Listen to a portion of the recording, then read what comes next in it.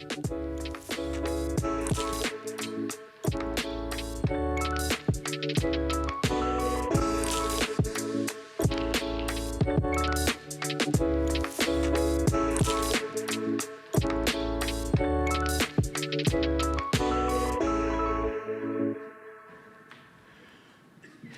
morning, Black Rock Church. How is everyone doing today? Good?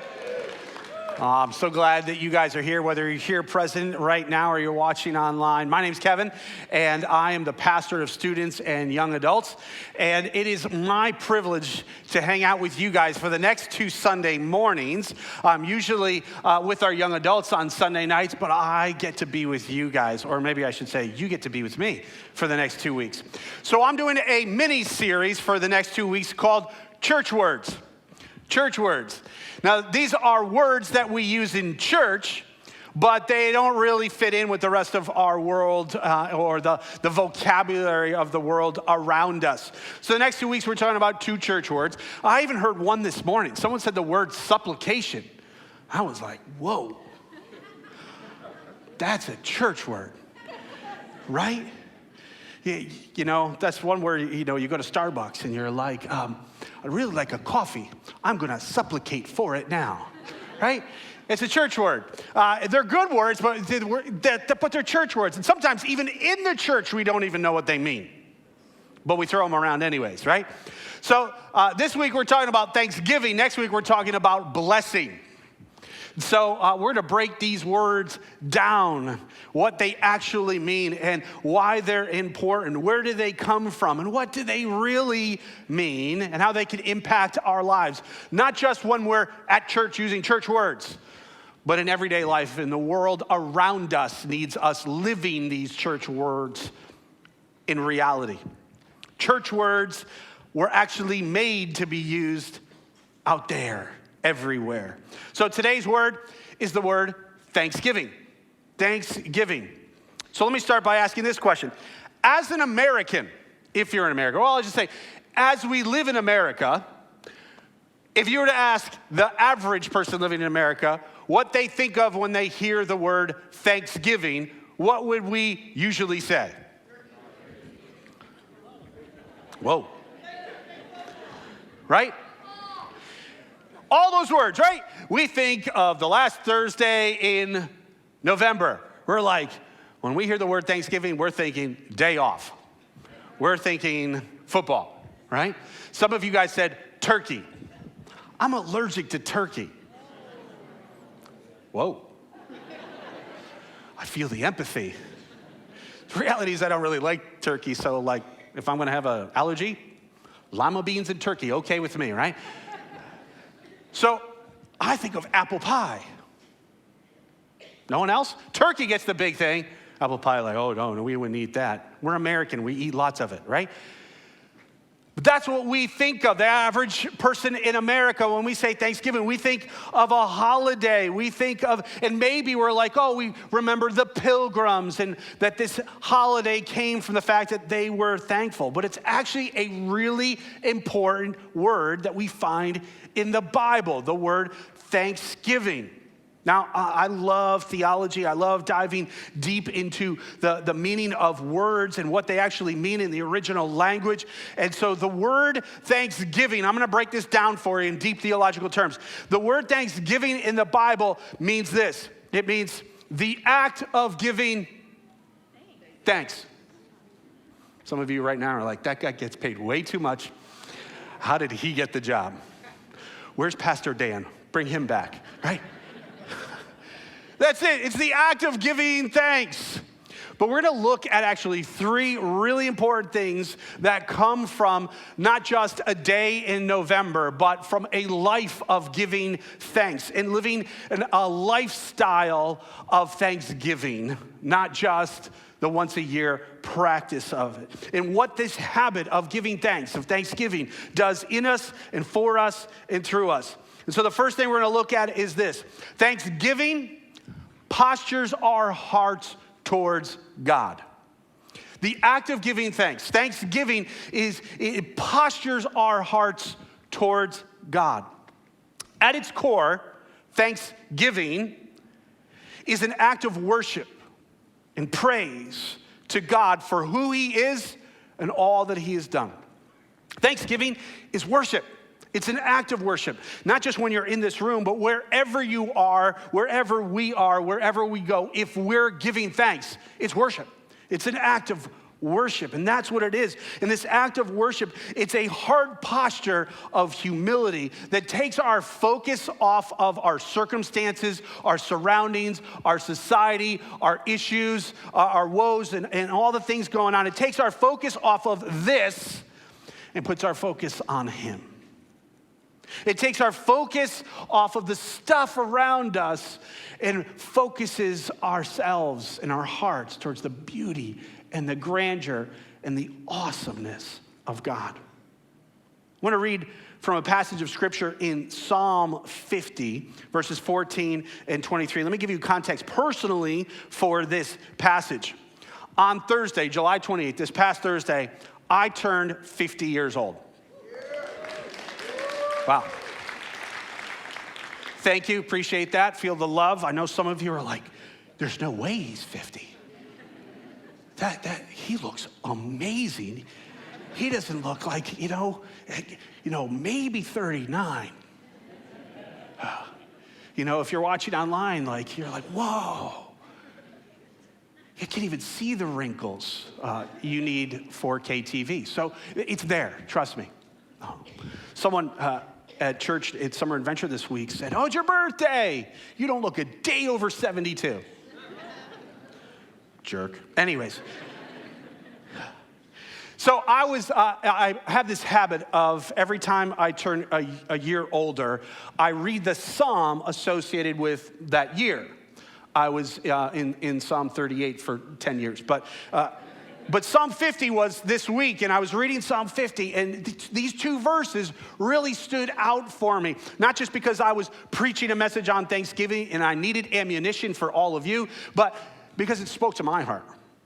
And I had this overwhelming sense that God was actually saying, Kevin, year 50 is the year Jubilee in Scripture, but for you it needs to be the year of Thanksgiving.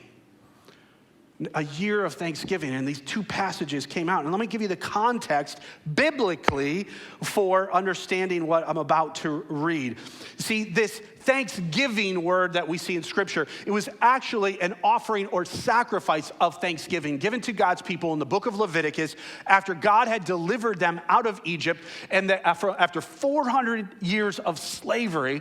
And now they're wandering through the wilderness as they missed the boat to get into the promised land early. And so they're wandering through the wilderness for 40 years after 400 years of slavery. And God gives them this act, this sacrifice, this offering of thanksgiving. It was a free will act. Some of the offerings were, let's just say, commanded or demanded in Scripture as a penalty or a sacrifice for sin or for wrongdoing or a way of giving offering to God and tithing. But the Thanksgiving offering was a free will offering. It was a free will offering. And here's what God says about it in Psalm 50. He says, I am the Most High God. I am God Most High. The only sacrifice I want is for you to be thankful and to keep your word. And then in 23, he says the same thing again. He says, the sacrifice that honors me is a thankful heart. Obey me, and I, your God, will show my power to save. God desires a willing, free will offering of thanks for who he is and all that he's done. You ever heard a parent say to a kid, say thank you? You ever heard that? Yeah, it's usually at Christmas when Aunt Betsy gives you a pair of socks, right? Say thank you. Thank you, Aunt Betsy. Anyone ever get one of those obligatory thank yous? Doesn't it just fill your heart? Say thank you. Here's the reality. We all want the heartfelt, genuine thanks. To feel the appreciation for something we've done or who we are or a gift we've given. Guess what? So does God.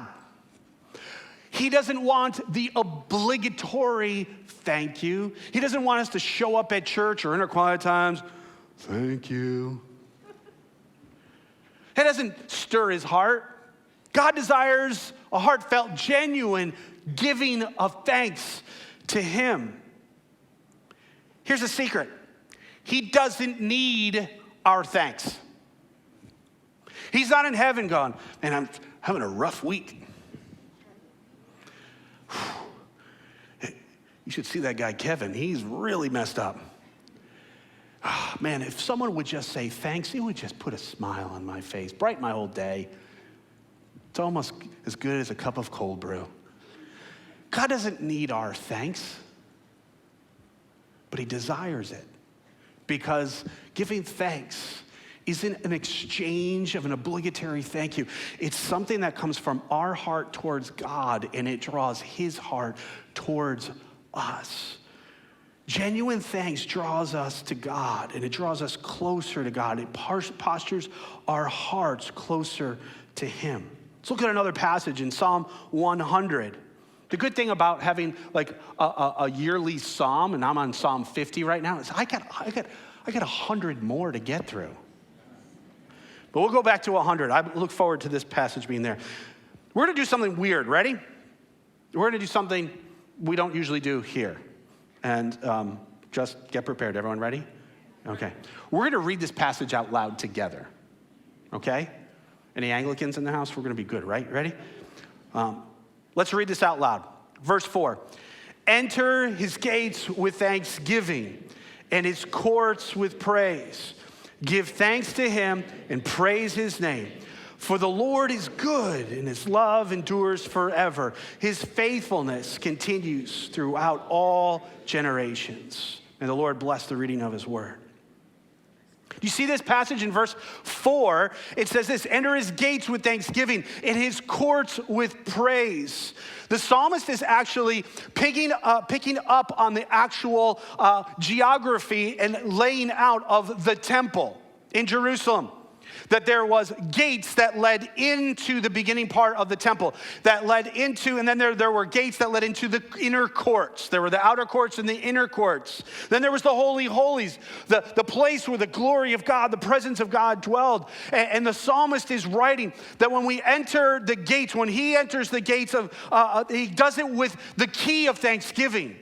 And then the courts of praise. You know what another word for praise is? Thanksgiving.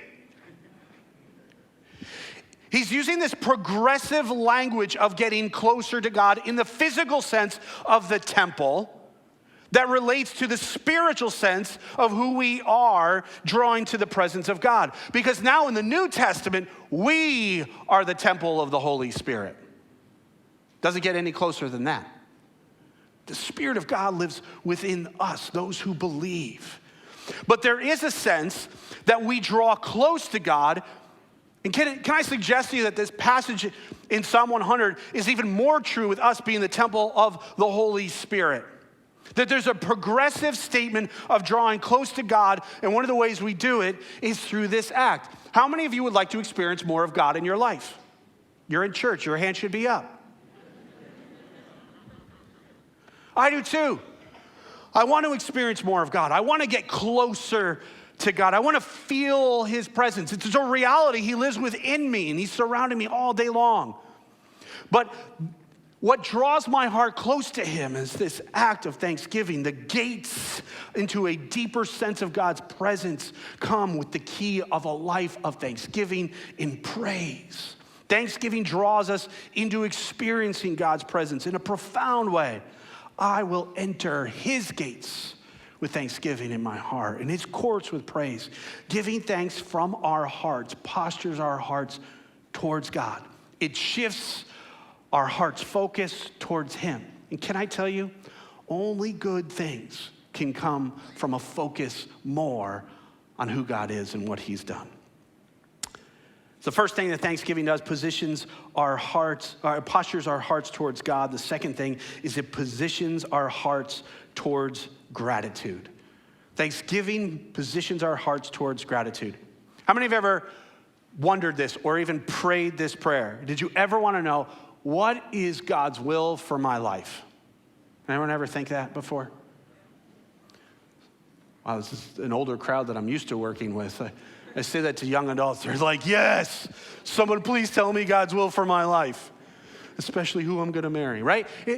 They're like, what's God's will for my life? If I was created on purpose and for a purpose, what is that purpose? What is God's will for my life? It's a good question. It's a good question. We're going to read from a passage in 1 Thessalonians 5:16, and see what this passage says about this. In verse 16, 17, and 18, very short prayers. Here's what it says. Paul writes to this church in Thessalonica, and he says, rejoice always, pray continually, give thanks in all circumstances, for this is God's will for you in Christ Jesus. This is like the trifecta of walking in God's will, of beginning to discover God's will. If you want to know what God's will for your life is, these three verses will get us well on the way. It just allows him to direct us. Thanksgiving is the act of giving thanks. It's the act of giving thanks, but gratitude is the attitude of giving thanks. Often, giving thanks comes from the attitude within us, and gratitude is the attitude of being thankful. Gratitude is the antidote for selfishness and entitlement. Let me say that again, because I need to hear it. Gratitude is the antidote for selfishness and entitlement. We live in a world that is living with a sense of entitlement. We all see it, don't we? Yeah, especially in the mirror for me. Especially I see it in myself. We live in a world of instant everything. Free shipping, next day delivery. Whatever we want is a few clicks away. We have an attitude of entitlement. I see it in our world. I see it in myself. This thing of I want, I can get. I want what I deserve. And I deserve what's good. And in fact, if I'm to be honest, I deserve what's best. My rights, whatever those may be. My desires, whatever those look like. My way. If I can, I want my way. I deserve my way. I get my way. Which, of course, if we're all being honest, we think is the best way.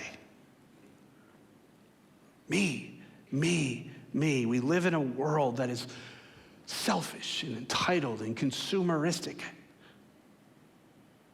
It's all focused on me. And every commercial on TV, every ad on social media is betting on the fact that that's our heart posture towards life.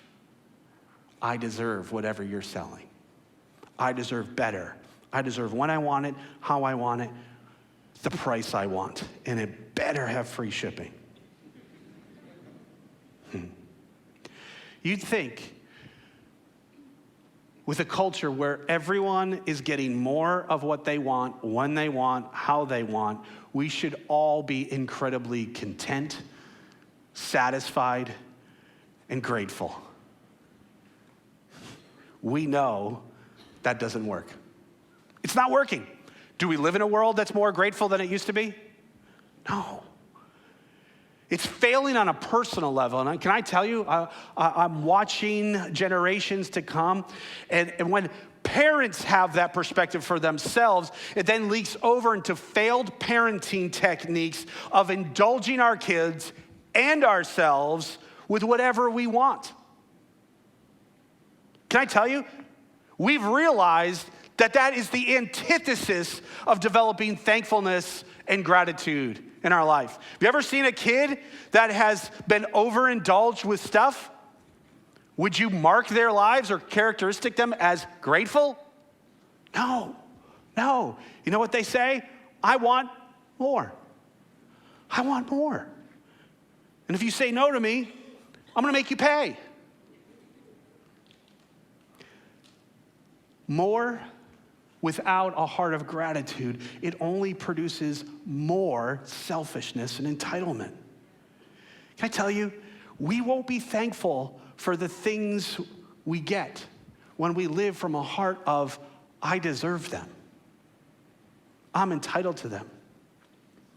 Someone I've had the pleasure of getting to know shared with me once. His name is Erwin McManus, and he said this: genuine gratitude doesn't come from getting more. It comes from realizing that you deserve nothing. I'm going to say that again for the middle section. Genuine gratitude doesn't come from getting more. It comes from realizing you don't deserve anything. You deserve nothing. You deserve nothing. That doesn't play in our culture. I remember teaching this to some middle school students in dealing with a heart of gratitude and trying to teach them this truth that if we realize this, how it impacts our lives. And I remember the kids were upset about something, or they were complaining about something. They were asking for another thing. And I said, hey, what do you deserve? And they're like, nothing,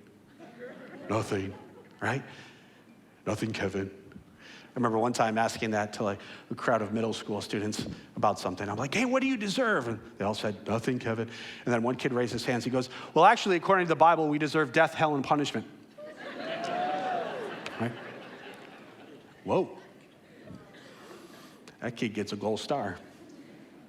Right? Without Christ,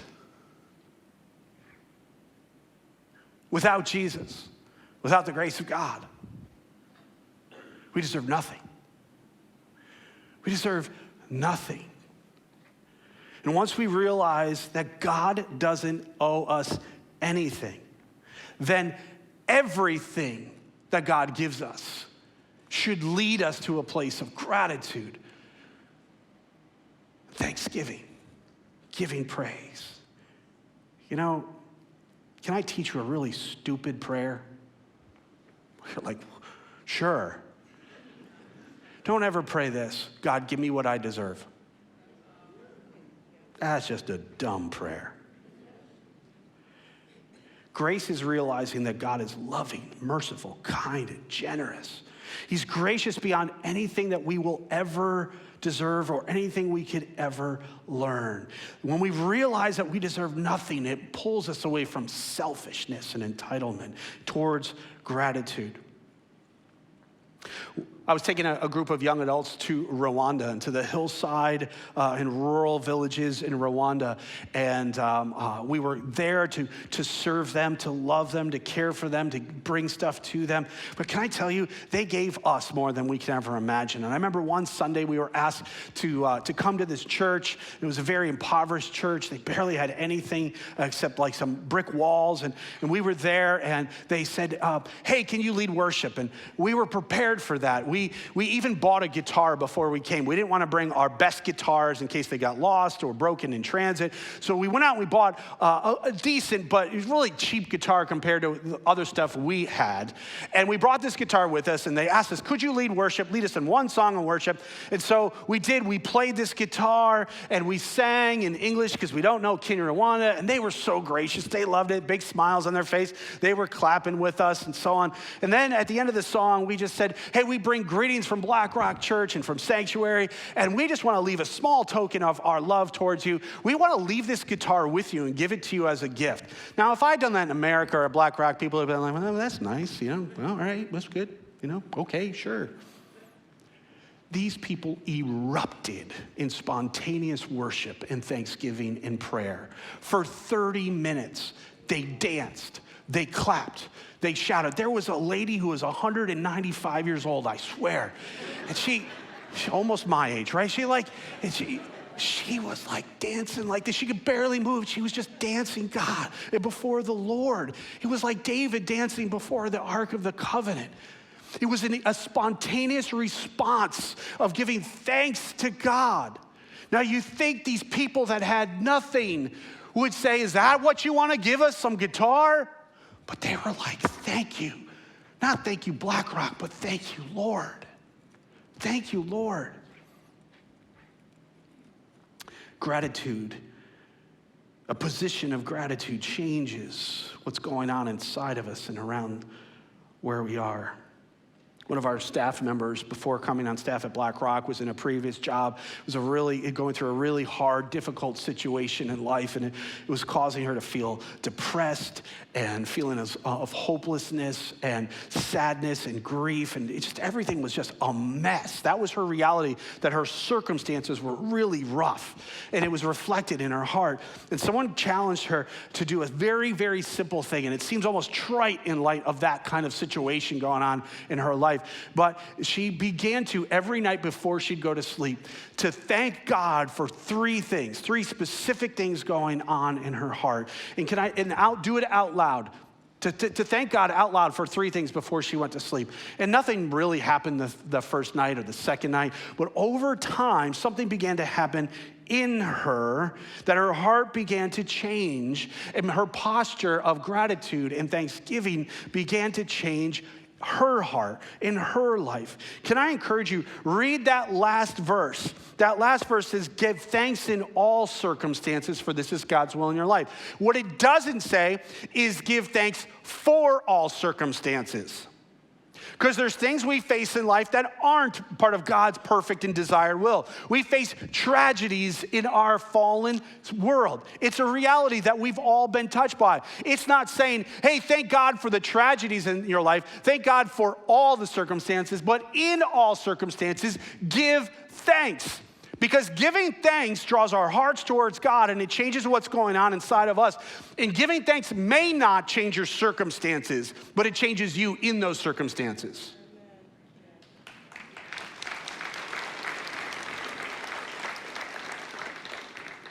And the last thing, thanksgiving pulls our hearts away from grumbling, away from grumbling, away from grumbling. You know, no one ever had to teach me how to grumble and complain. I didn't need a course in it. I didn't need my parents say, now Kevin is the time where you're going to grumble and complain. They did have to say thanks to Aunt Betsy for her socks, right? Grumbling and complaining is the antithesis of thanksgiving. Grumbling and complaining is the antithesis of a heart of thankfulness. Grumbling and complaining is caustic, and it's contagious, and it always yields negative things in our hearts and in the world around us. Paul writes to the church in the city of Philippi. He writes in chapter 2, verses 14 and 15. Look what he says. In verse 14, he says, do everything without grumbling or arguing, so that you may be blameless and pure, children of God without blemish, though you in a crooked and perverse society, in which you shine like lights in the world. You see what Paul writes? He says, do everything without grumbling and complaining. Without grumbling and complaining. It's the opposite of thanksgiving. Grumbling usually starts inside of me. It starts with that thought that we talked about before of, I deserve better. It starts inside my heart and my thinking, I don't deserve this, I deserve better. And then it leaks out. That's why he said do everything without grumbling and arguing. Grumbling usually starts inside of me and then leaks out into arguing around me. Because here's what it starts with, I deserve better. And you should think so too. And if you don't, we're going to argue. Also, when you get two people who are grumbling, it will always lead to arguing. It will always have a caustic and contagious effect. I deserve better, and you should agree. There's a why in this passage. Why shouldn't you do this? Well, read verse 15. It says this, don't do everything without grumbling and complaining. Why? So that you may be blameless and pure, children of God without blemish, though you live in a crooked and perverse society and culture in which you can shine like stars. So why shouldn't we grumble and complain? When we choose not to grumble and complain, when we choose a heart of thanksgiving, it shows whose kid you really are. It shows that you are a child of a really good father. When we choose not to grumble and complain like the world around us, when we choose to have a heart posture of thanksgiving, you know what it's actually saying to the world around us? I got a really good dad. And even if life is really bad right now, he's really good. And I'm a child of the Most High God. And so I'm not going to grumble and complain. I'm not going to act like I deserve something. I realize I don't deserve anything. but he gives me so much of everything in Christ Jesus. I have the best dad. Why? Because it shows whose kid you are and why you will shine like stars. If you want to stand out, if you want to set yourself apart from the world around you, be thankful. Don't grumble and complain with everybody else. I'm sure none of your workplaces or schools have a problem with grumbling or complaining, do they? Now, everyone complains about their boss. Be the person who doesn't. Everyone grumbles and complains about politics or culture. Doesn't mean we deny certain realities. It just means I'm not going to partner with that spirit of grumbling and complaining. I'm going to partner with a spirit of giving thanks in all circumstances, rejoicing always. And when I see something I don't like or isn't good or isn't in line with God, I will pray continually. Thanksgiving fills and uplifts us and those around us. Grumbling is destructive and feeds negativity and is highly caustic and contagious.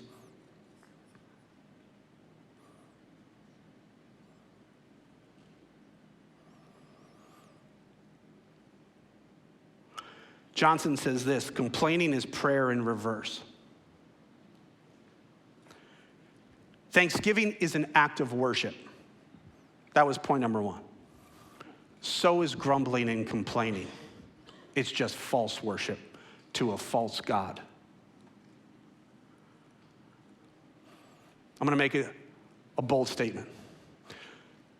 I heard this from someone and I had to chew on it for a while, but it's this: grumbling and complaining are the worship choruses of hell.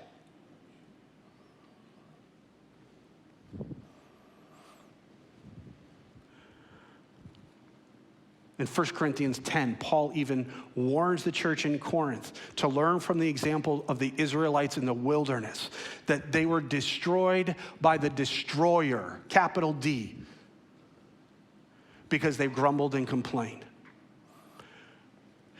Thanksgiving partners with the atmosphere of heaven that's full of thanksgiving. There's no grumbling and complaining in heaven. And if we want to experience more of God in our lives, then we've got to be people that partner with the atmosphere of heaven and bring it here to earth. That we are not going to wait till we die before we start singing songs and living an eternity of thanksgiving.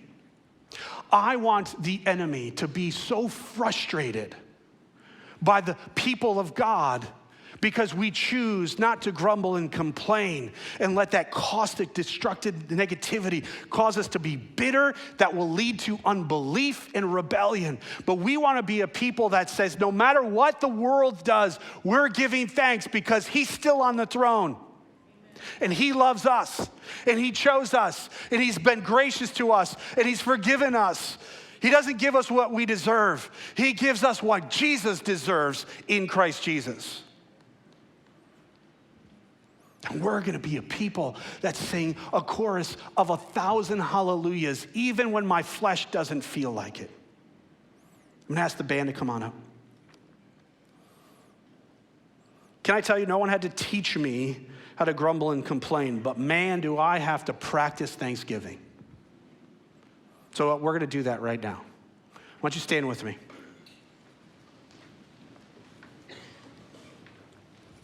Before these guys lead us in songs of worship and praise, we are going to fill this place with an atmosphere of heaven by releasing thanksgiving right where we are.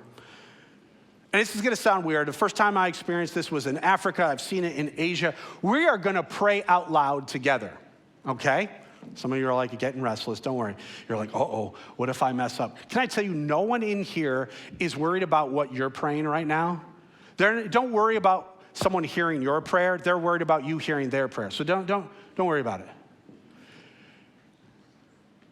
But I want you to think of right now 3 things, specific things that you're thankful for.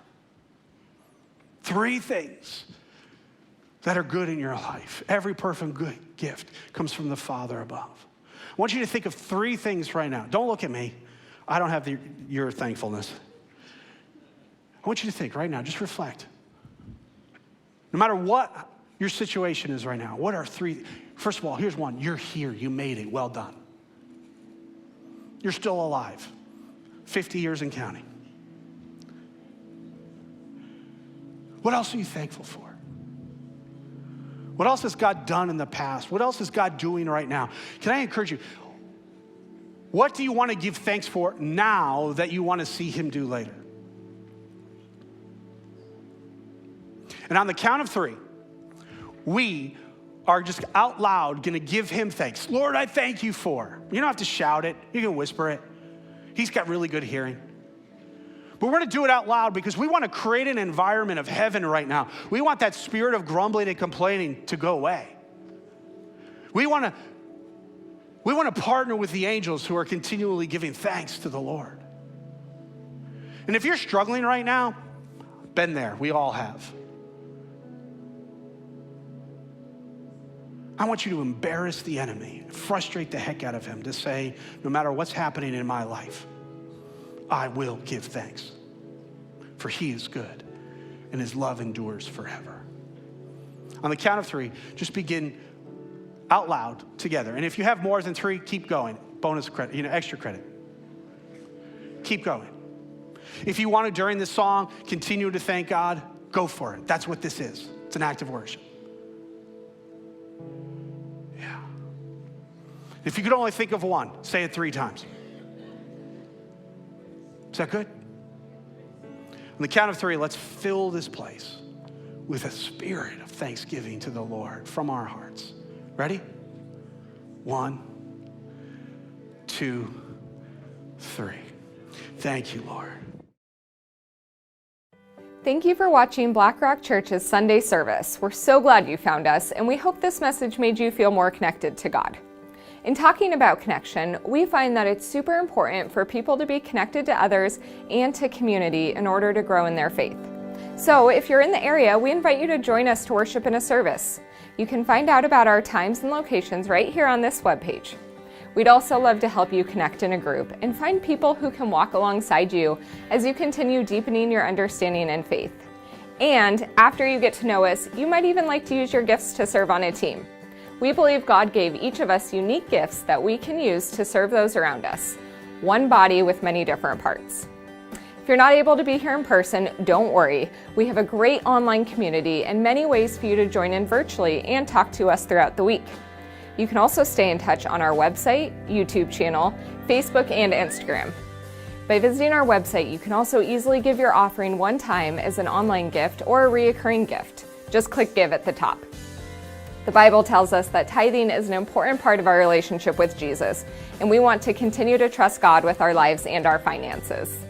Well, we are so glad you made the choice to get to know us and view one of our services. We hope that you join us next week. Thanks so much for watching.